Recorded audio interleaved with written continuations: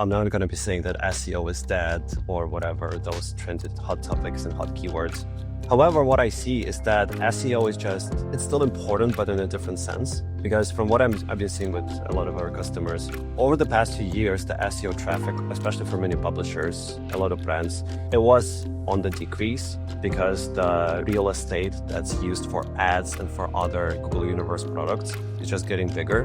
You need to scroll more to get to the organic result. Sometimes you need to go to the second page. Not too many people do it. And with AI overviews being such a visible block on top of all the search results, intent for you to scroll down is really decreasing because you get the answer straight up.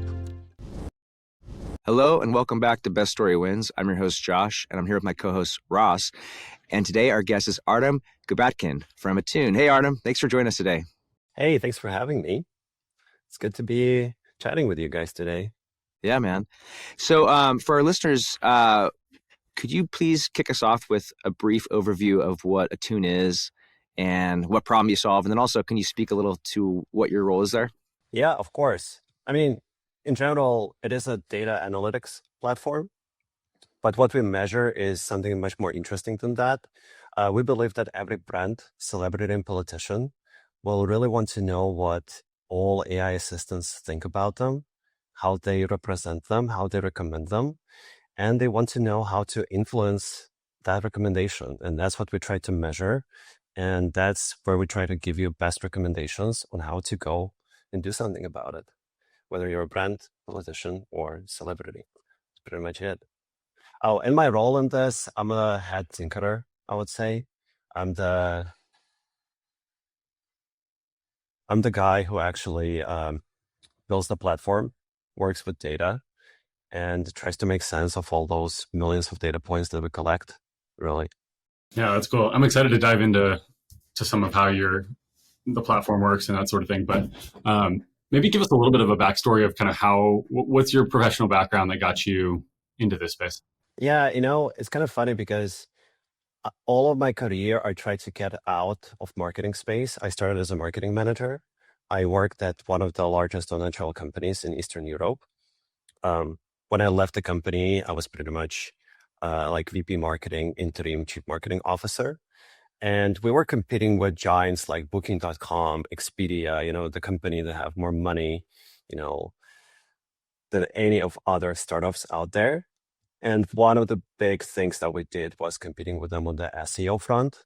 And I always tried to sort of consciously stay away from it because it always seemed very shady and very programmatic and very non-human like. Well, I sort of preferred more human-centered kinds of marketing. And then, somehow today I'm diving back into this old stuff, but now with AI. Now that programming is so easy, I can just work through loads more of data, and it's back being interesting to me again. But yeah, I've been building marketing software and marketing R&D stuff for about 15 years now. So it feels like a continuation of my failed escape from marketing side of things. That's awesome. So let's talk about AI agents or AI assistants rather a little bit. I know, Artem, you believe that they're quickly becoming part of every purchase journey, and eventually they will become part of every purchase journey. When did you first recognize this as a major shift that was taking place that marketers need to adapt to? In my case, it started when I would say Coursera released their first agentic model, maybe 2 years ago, or agentic mode.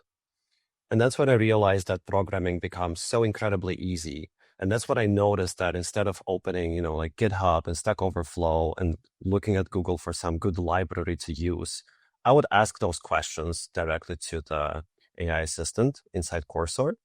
And I would get a pretty decent answer on which framework to use. Then it sort of expanded into which email marketing software should I connect to my project. Then it expanded, what's the best authorization service? And to me, that sort of developer aspect of it, I feel like engineers are the ones who benefit the most from AI assistants right now, especially because they can make those decisions without spending a day in research, between different libraries. That was sort of this early sign to me that if this happens to engineers and the smartest people that I know, it will likely propagate over the next couple of years, to the mass audience, where it's not going to be which library should I use, but it's going to be, which hiking boots should I buy, or some stuff along those lines. And as the audience of those AI assistants grows bigger, I feel like the entire search market is actually growing bigger, simply because people ask way more questions that they asked before. And maybe not necessarily they would search something on Google, right, beforehand. Or maybe they would search some different variation, but I feel like the more it becomes available, the better they become, the more problems people actually go to AI assistants to solve. And that's how the search market, I feel like, is growing. For sure. Yeah, I feel like I've had that experience myself of just like how deep you go into that research, and the conversations is something you would never do on Google. Yeah, and how the quality of questions, also change. From what's the best email marketing software to, what's the best email marketing software for an early stage startup, with this number of leads in a database and stuff like that. Oh, and I want free pricing, please. Right? Yeah, there's so much more context added into it. So you kind of frame Attune's value around these three pillars of coverage, structure, and authority. Can you kind of break down what each of those are and why they're important for AI visibility? I feel like when we talk about AI visibility, it's important to note that AI visibility is just this. The market is so very early, right? That this is just the lowest hanging fruit that people recognized, is that, oh, I want to be visible inside important conversations that people have with AI assistants. And so the first sort of step into it is AI assistants get the data from somewhere. They do search retrieval. And the way it works is when you ask a question, that question is being actually, split into 20 different sub-questions. For each of the sub-questions, there would be a Google search, right? Then if you're present in those top 20, 30 search results, right, you can be picked up to a final answer. The final answer might be synthesized using the information that was present on your website. So knowing that coverage, we try to understand whether for all the topics where you want to be present, do you have enough content? When it comes to structure, is we actually try to reverse engineer the perfect answer by AI assistant to understand, because AI assistants are trained to answer questions in a specific way. So we try to understand what is the most important in that to answer that question. And then we try to help you figure out how to better structure your own website content to do that. And last but not least, it's authority. And authority is two things. One is, in what places on the internet do they mention my name, right? And how often does LLM or AI assistants use those sources that mention my name to say something about me? It might be a competitor, article about pros and cons of different solutions and why that competitor is better, right? Or it might be some vertical publication, industry research, white paper, anything that could be found on the internet. And when it comes to authority, I think there are two important things that are very distinctive. One is making sure that you're present across those high-value publications, but two, making sure that there are no mixed signals about what you do. And that's especially important for companies who went through some business model pivot or who launched additional, verticals or additional product offerings to their customers. Because if the information on the internet about you is still circa 2022, right? But 3 years passed by, now you offer many more services, many more features. AI won't necessarily know about it. So even when you could be a part of the conversation, AI will not select you because it has outdated info about you. So fixing misalignment is, sort of like this sub-pillar of authority. And I would also say that it doesn't necessarily stop at those three pillars, because what we understand now, I feel like AI visibility is this, as I said, is the lowest hanging fruit. It's the very easy thing that people really, really want to buy. Because some of them are scared, some of them see that SEO traffic is going down, some of them just want to, be advanced enough to sort of like cover the bases early on when it's important. But what comes next is the brand alignment. And it actually, how do you know for which specific user profiles, which specific audiences, right? Your solution is good according to AI. And for which user personas does AI think that your solution is not that good? Do you want to do something about it? What is your sort of public perception of your company inside those LLM assistants? I think like that would be the next big wave of research into the topic, so that it's not only that you show up in those AI conversations, it's actually what do AI assistants think of my brand in the first place? A lot of marketers, are still, confusing AEO with SEO, or they're just thinking in terms of traditional SEO. How is AI visibility different, and why do brands need to care nowadays? That's a loaded question. I know. There are probably hundreds of startups, and each one will give you a different opinion. There would be like two camps. I feel like AI visibility is very directly connected to SEO. I'm not going to be saying that SEO is dead or whatever, those trended hot topics and hot keywords. However, what I see is that SEO is it's still important, but in a different sense. Because from what I've been seeing with a lot of our customers, over the past few years, the SEO traffic, especially for many publishers, a lot of brands, it was on the decrease, because the real estate that's used for ads and for other, like Google Universe products is just getting bigger. So when you need to scroll more to get to the organic result, sometimes you need to go to the second page. Not too many people do it. And with AI overviews being such a visible block on top of all the search results, right? The intent for you to scroll down is really like decreasing, because you get the answer straight up. It's already synthesized for you. Maybe it won't lead to 20 more clicks that happen along the way. But in order to get to that answer, you still need to have great SEO foundations. The only thing that changed is that if you imagine that there are no ads in Google, and it's only 10 blue links that you see in front of you, marketers would sell their soul to get into the top 3 first results, right? It's a guaranteed win, and likely it's a guaranteed win for, years to come. Now it's less important, because what we see, AI synthesizes answer based on many more pages than a human would, right? When you ask a question, it splits it into 20 different questions. For each different question, it reads the first 3, 4, 5 pages of Google search results, not just one page.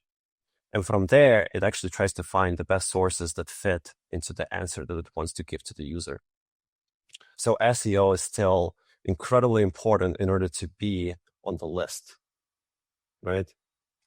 But the value of, moving from second page to the first page now is probably less visible, simply because there's less click that actually survive, and go that deep. So I would, if someone asked me like, should I drop SEO? I would say absolutely not. So should I just skip AI visibility? Probably not. Absolutely very highly likely not.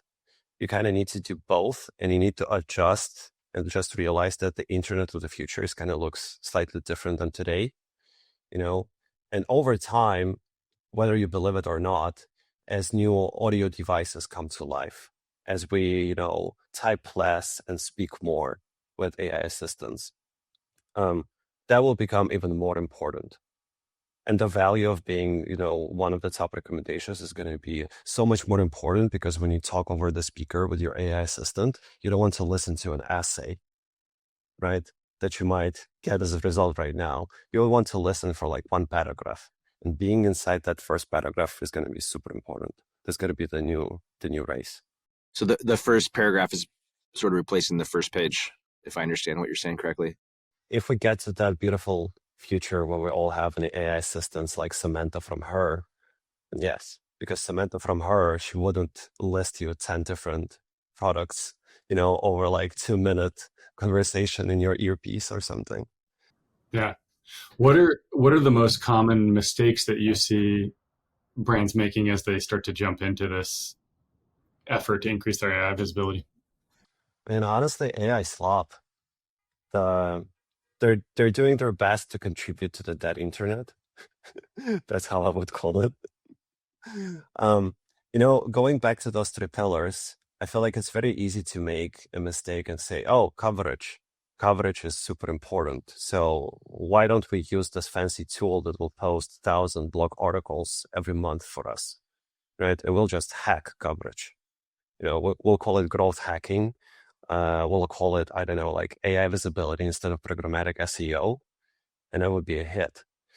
And that worked for a few months, and then we saw Google release their spam filter update, and a lot of low quality ASLab content immediately went to waste.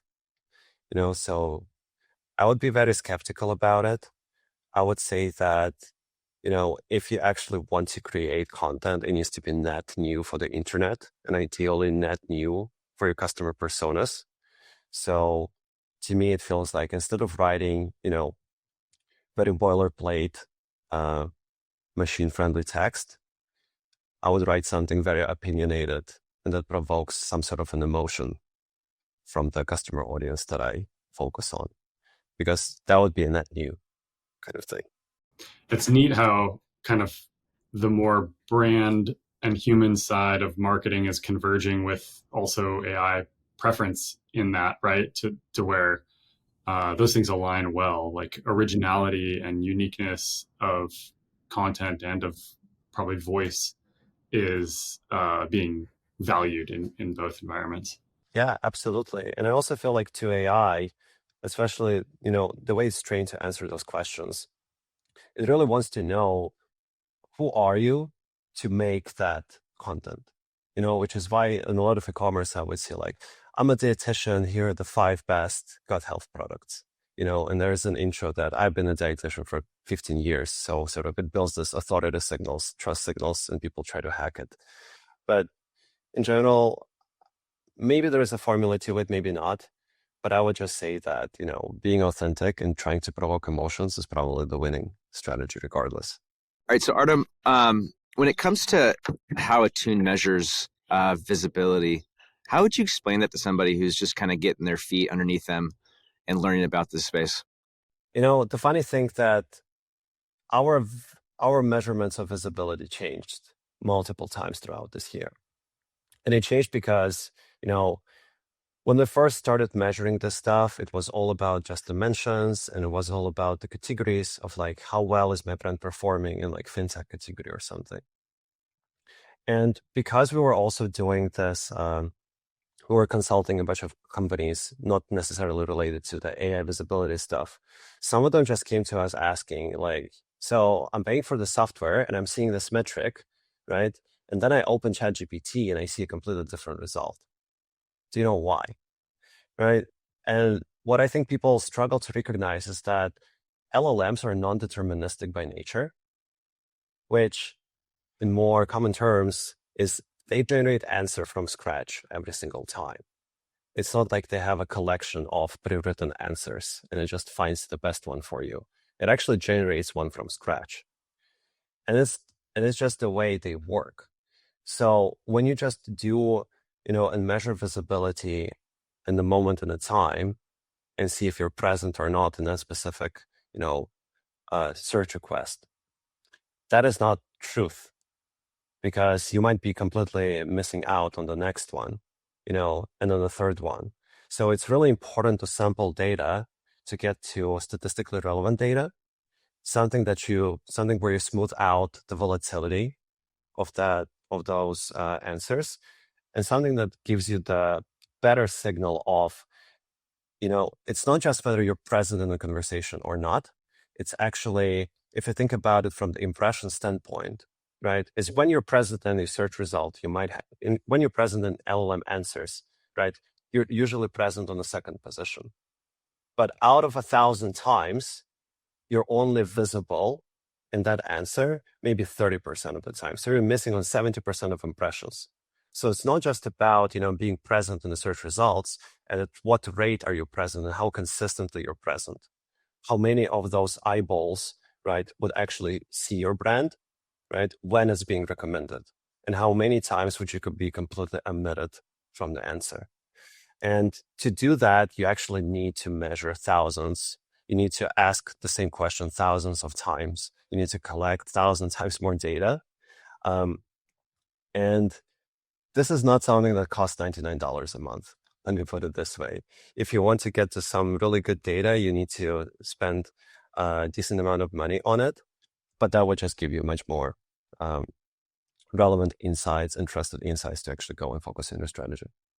So that's sort of the main thing that we, pride ourselves in and try to be really different about, is that when we're thinking about, building this measurement stack, to us, it wasn't about, we want to help you write content, right? And then visibility is like a lead gen for us, where we'll show you a great number and then we'll sell you 6 AI-generated posts. To us, it was more about, if we're serious about it, what is the best way to measure this data, and what other sources of data we can layer on top of it to get to the best picture possible, right? And that's what we did, and that's how we measure visibility. So to us, I would think about it more in terms of impressions and how many impressions you're missing out on, rather than if you're being mentioned or not. Have you seen examples of brands who have taken this approach and increased their AI visibility? Have you seen that, transform or change a brand's business model or their reach or the overall results that they're getting from a marketing perspective? Yeah, I have a very interesting example. I'm not going to mention the name of the company, but they're in this e-commerce space. Specifically, they're in the cigar space. And what was interesting is trying to figure out what are the questions that people ask in the first place, and what are the different level categories of intent. Because you can buy a cigar as a gift, right? You can buy it as a, connoisseur and like a seasoned smoker, and what we figured out is that by optimizing, the structure of their store, right? And by actually experimenting with AI assistants that live on top of their website and just talking to them about products, we could find the disconnect between what the, product description should be. Is the website structured properly? And also, are we structuring the categories of our products in the right way, right? So that when someone asks the question to AI about what's the best cigar for a gift and where can I buy one, right? That might not necessarily correlate to how you specifically structure that on your website right now. So there's a lot of deep details into, truly understanding what do people want, right? And then understanding whether you're providing information the right way. And that gives really good results. And not because it's pure AI visibility kind of thing, but because you just holistically think about your business, and it also surfaces itself in the SEO side of things as well, because of how deeply they are connected. So it's like a proxy to make better decisions, I would say. And if you make good decisions, you're going to do well. Yeah, that's good. So I think, most people, if you go on LinkedIn, most people have said or have commented something to the effect that, product parity is becoming easier and easier than ever before. And so you really have to stand out through your content. I think at least that's a concept that people can wrap their heads around.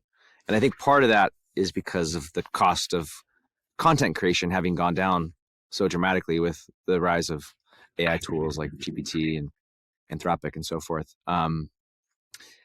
Curious to hear your thoughts on like how important brand and having a unique voice and a POV is in this modern era, and why that all matters. Like, do you really need to, I guess as a follow-up to that, like, do you really need to be like kind of sensationalist or take a really hard line in your perspective to stand out these days? Or is it more a matter of like saying something that no one else has said before? Like, how do you kind of parse through that and recommend people approach creating content differently now versus in the pre-AI era?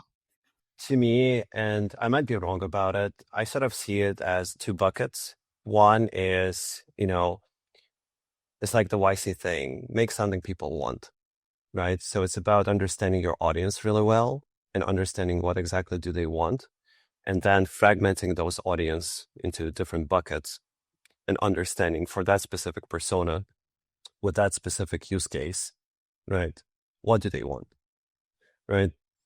And that's the kind of content that I would be creating. And the second bucket is the market.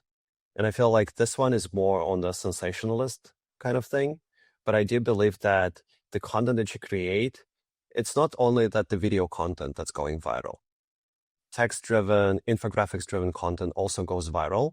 We see it with a bunch of our customers where their state of the industry report, like 2023, is so highly quoted across the industry blogs, like vertical publications. All the snippets from that report are literally across the web because it was the first of its kind, and people were really curious to debate about that data. And that content is still surfaced so much that it brings their visibility up, because it has the authority, it has the wide market recognition that so many places on the internet use some of the stats from that specific research. So it's more about what does market want and how can I sort of go viral in my specific market niche, right? And you can bucket it, like fragment and bucket it, slice and dice it as you want later on. But both of those things, they need to be net new, for the customer, for the internet. And it's not AI slop when you think about it. You can use AI to help you write those, that's for sure.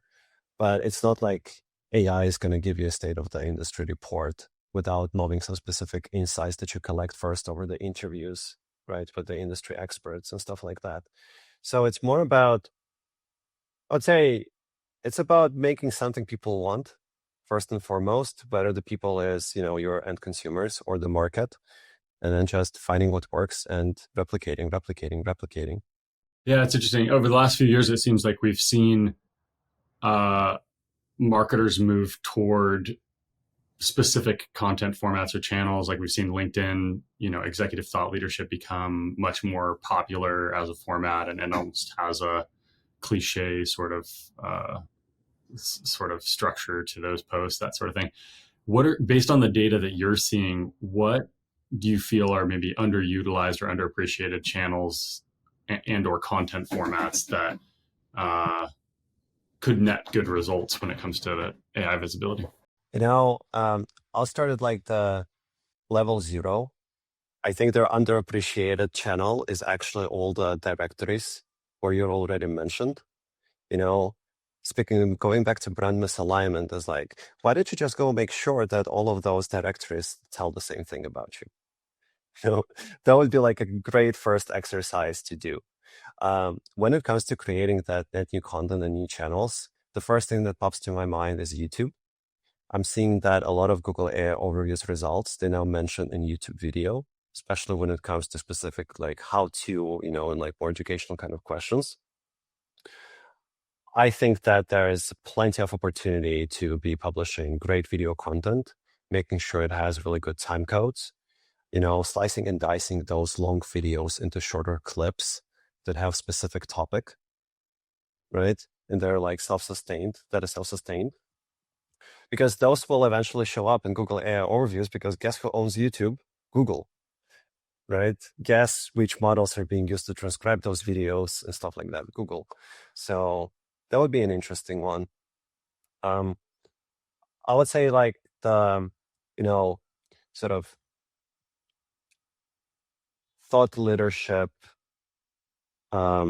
state of something reports that can go viral is also a very underappreciated thing, specifically because of the built-in network effects, right? Of like people actually going and like riffing on your content, reusing parts of it, and just creating that much more surface area. I know that there are companies that try to automate Reddit messaging and Reddit comments, and all those social media sort of AI, that internet sort of thing. I think that if you really want to do it, you can try. Just it's probably going to work for a very limited number of days, and maybe you'll get results within those, but the easiest hacks are going to be closed first, right? And at the very least, the lifetime value of the long form content that you produce, right, is going to be there to stay. And lifetime value of YouTube videos is pretty high, right? Lifetime videos of state of the industry reports is pretty high. Lifetime value of a spammy comment on Reddit or like a spammy article on Medium or I don't know, what's the name, Quora, the lifetime value of that content is probably pretty low. I think about it in those terms. All right, Artem. So looking ahead into the future a bit, let's say over the next 3 to 5 years, how do you see AI assistants reshaping how buyers discover products and brands, and then how marketers meet that with the various tactics that they employ? That's a great question to ask Sam Altman. You know what I mean? Because I feel like we're in this, because we're not, Google and OpenAI and Claude, it's really difficult for anyone in the industry, to predict anything because the products are changing so fast, right? And the business models of those businesses also under some pressure, as one might say. So are they going to introduce ads? It's very likely, but how those ads would look like? Would they be more like meta ads that are actually kind of cool? Or would they be more like Google ads, that many times get in the way? We don't really know, but I feel like it would be really interesting to see where would those AI labs take their products and how would they evolve them. We see that, Shopify has a direct integration with ChatGPT now. You can shop for specific products, but you can only shop for one product. It's not like you can build a cart, right? Or it's not like companies can sell you on upsells as they do on Shopify pages at the end, right? So it's still very limited, and it will depend whether they will want to take this, how many steps ahead they would want to take that purchasing journey and cover all the parts of that purchasing journey. The second thing is, well, how would those ads look like? And the third thing, I'm really curious about the new devices. And I'm really curious whether, the phones would look the same in 3 to 5 years from now. Whether we will all have a smart headphone that always has AI assistant on, which I think Johnny Ive and Sam Altman are kind of working on, but I'm not so sure, right? If I knew, it would be cool, but I don't. So I feel like we just need to, stare intensively into our screens and just be on the lookout on what's changing, how it's changing, how do AI assistants, reply to questions, because even that has changed this year. I don't know if most people noticed, but when GPT went from GPT-5 to GPT 5.1, the length of an answer on average decreased.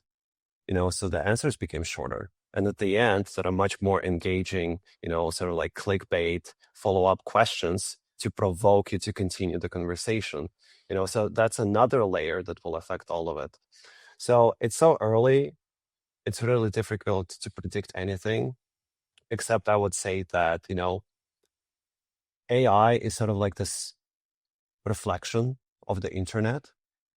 And eventually, as it becomes more and more popular, they might become some sort of a gatekeepers to the internet. Maybe gatekeeper is not the good word, but they would become this first entry path to the wider internet.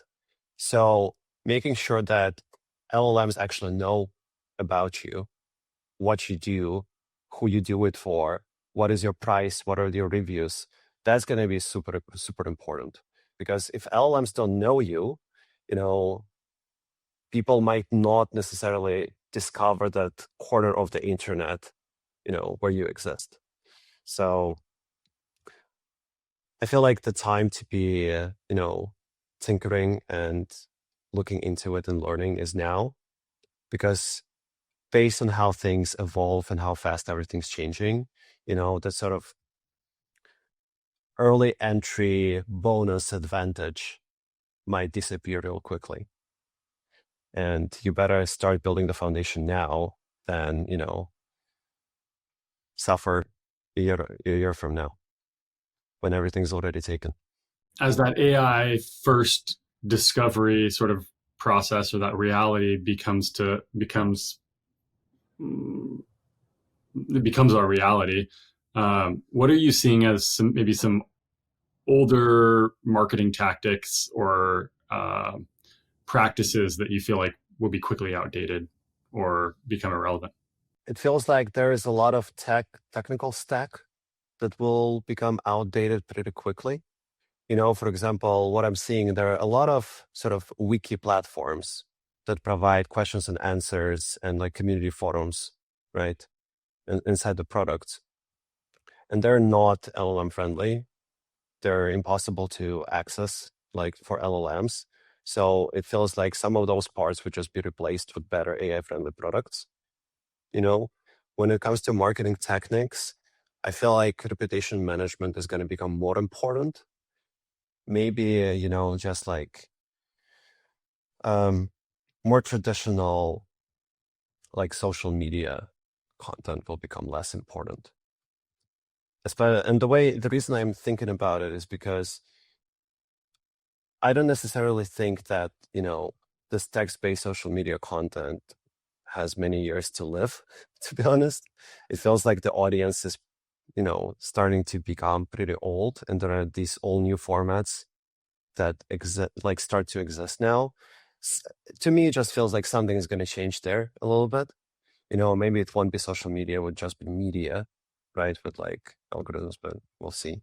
I mean, just on that last note, it's interesting because I remember when Musk bought Twitter and then rebranded it as X, everyone was like, it's a dying platform. Like no one uses it anymore, but it's seen explosive growth like on every single metric ever since that. And it really does seem like people have shifted away from like TikTok and Instagram to X. Obviously not in every demographic, but there does seem to be like at least for certain people, like a desire to get to like, the like an elevated type of post because they're tired of seeing like the visual slop. But yeah, it'll be interesting to see how that plays out. And I think LinkedIn is a good analog too for that, but obviously it has its trappings, right? Being more of a professional network. Yeah, but what's interesting to me? What I see a lot of on X is a lot of, it's like hot takes, and all of that stuff, but at least it's very like authentic and sort of somewhat original. When on LinkedIn, every time I log in, I see that ChatGPT helped you write that post. I don't need an AI detector to tell you, I know you use ChatGPT to write that post. You know what I mean? And when I scroll through the feed and I see just the perception of AI content on LinkedIn, to me is completely different than the perception of AI content on X. And on X, I'm also very curious about how many of those conversations are actually, with Grok, because I see Grok being mentioned all the time. And that seems to be a very interesting feature that they have of like how to embed AI into their traditional social media product, but not in a cringy way, but more of like, standalone sort of assistant way. So it's interesting. It's interesting where it all heads to. Absolutely. Yeah, no, it's interesting. There's a we could talk about this for hours, but there's this interesting kind of weird dynamic or paradox or whatever where it's like everyone uses AI on LinkedIn, but everyone wants to pretend like they don't. like no one wants to be called out for it, and everyone wants to be authentic. But I think the dirty little secret or the dirty big secret is that like everyone uses it. So it's strange. And I think also too, to like add to that, like is everyone also wants the credit for having figured AI out like into their workflows. So it's just like, it's weird. It's like, if someone finds out you use AI for your post, it's like, no, I didn't. But unless you think that's good, like if you think that's good, then yeah, I figured it out and I can help you do that too. And it will cost you this much a month. So I felt in much better ways to record a podcast and then, turn that one podcast into a series of assets that have lifetime value for you across all those platforms, right? And ideally, it also has lifetime value for AI visibility stuff too. Yeah, absolutely. Which is why we're here. Well done. Yeah, trying, man. Well, Artem, I know we're close to time. For people, we're wrapping up here. We're recording. What is it? The 16th of December, 2025. This episode will go live in January, I believe, at some point. For people that are, looking to either make the shift into caring more about AEO or are making it a priority to just, start learning about it, what is something that you would say is an actionable mindset shift that they can make with regards to just how they're thinking about the work and then, changing what they do? I had this friend who always used to say, go into the field, which meant I would just go and actually experience the stuff that your customers experience. And I would say the mind shift is actually try to go and pretend that you're a customer and try to find information about yourself in ChatGPT. Just do it on your own. You don't need software for that. You can actually go and see who is being compared to you. Why is one competitor mentioned more than you? You will start to understand the mental model of how AI likes to respond and what are the typical, checkboxes that it needs to close to write a good answer. And from there, I would say is that one of the critical things that's super important, I feel like it's really important to go and talk to your team, especially your salespeople, your customer support people, and try to learn what are the customers actually asking us about, because chances are they're asking the same thing to AI assistant as well. What are the common objections that we hear about our business, right? Where did those objections come from? Did user learn something on ChatGPT that he wasn't supposed to know, and now we're having issues in our sales funnel? Is there something out there that doesn't recommend us for that specific user profile? I would just be very curious about it. I would assume that this thing is here with us to stay, and it's only going to become more important, right? And I would try to just be curious and try to put yourself in your customer's shoes and go through their AI conversation experiences and see what's up. I'm pretty sure there's going to be a few low-hanging fruits for you there, for sure. Yeah, that's good. I mean, just understand kind of where the baseline's at. I think that's great. Could not agree more. Artem, for people that want to learn more about you and want to learn more about Attune, where is the best place online for them to find y'all? You can visit attunerank.com. That's our website. And feel free to leave us a message. We reply pretty quick and happy to answer all of your questions. That should be fun. And do you have a LinkedIn or an X account that people can find you at? I have a LinkedIn account. I'm going to be honest, I don't use it that much. I cannot make myself use it. But you can find me on X with my tag codes faster. That's me. Awesome. Thank you so much, man. This is great. Yeah, thanks, Adam. Lovely to chat, guys. And thanks for having me.